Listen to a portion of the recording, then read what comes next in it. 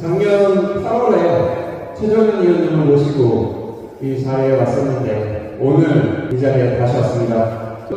다들 아시다시피 우리 산업은행 우리 국가에서 중요한 역할을 하고 있습니다.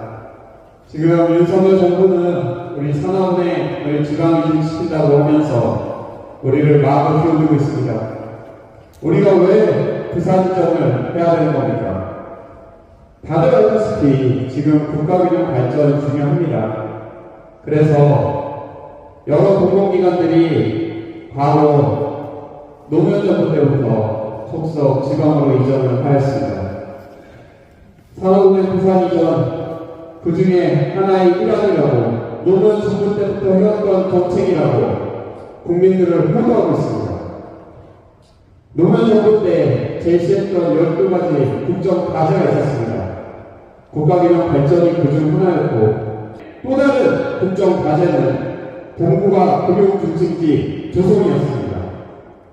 동부가 금융중심지를 서울 중심부로 해서 조성하기 위해 산업은행, 기업은행, 수출입은행, 무 여러 가지 금융공공기관들은 서울에 남겨두었습니다. 그리고 노무현 정권 이후부터 문재인 정부 때까지 그 기조는 달라진 게 없고 윤석열 정부가 산업은행을 부산 이전시킨다고 해도 오세훈 시장은 여의도를 금융중심지로 만들기 위한 여러 가지 정책들을 내놓고 있습니다. 국민의 내부에서도 혼란이 있는 정책입니다. 그렇지 않습니까, 동지 여러분? 이렇게 앞뒤 맞지 않고 내부에서도 혼란이 있는 정책을 마치 국가에서 우리나라를 발전시키기 위한 정책인 마냥 호도하고 있지만 우리도 알고 있습니다. 바로 이 정책은 부산의 표를 얻기 위한 단순한 포퓰리즘 정책입니다. 그렇지 않습니까, 동지 여러분? 우리나라가 상당히 걱정됩니다. 윤석열 정부가 들어서고 나서 스웨덴 민주주의 다양성 연구소에 의하면 민주주의 우리나라의 순위가 17위에서 47위로 내려앉았습니다.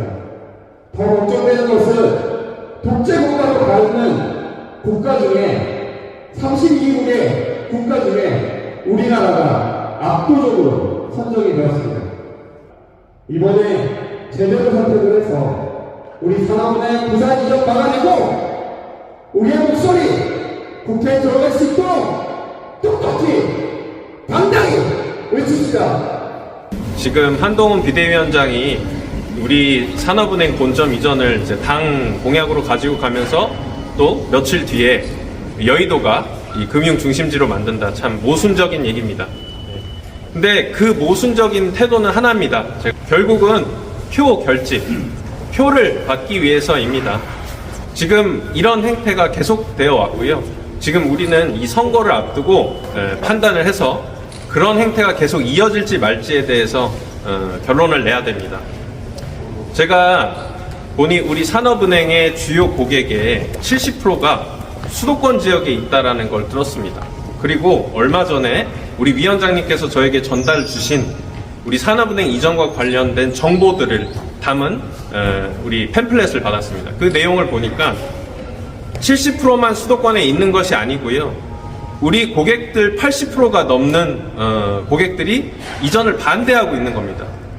그뿐만 아니고 산업은행은 10년간 7조 원이라는 어마어마한 손실과 국가적으로는 15조의 손실이 있음에도 불구하고 왜 이전을 강행하려고 하는지 이해가 될 수 없습니다. 근데 비슷한 사례가 있습니다. 우리 일본 핵오염수 방류 국민의 80%가 반대했는데도 그냥 강행을 한 겁니다.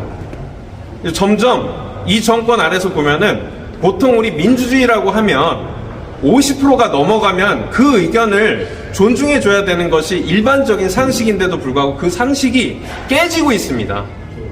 어느새부턴가는 60%, 70%, 80%가 의미가 없어지는 그런 나라가 돼가고 있습니다.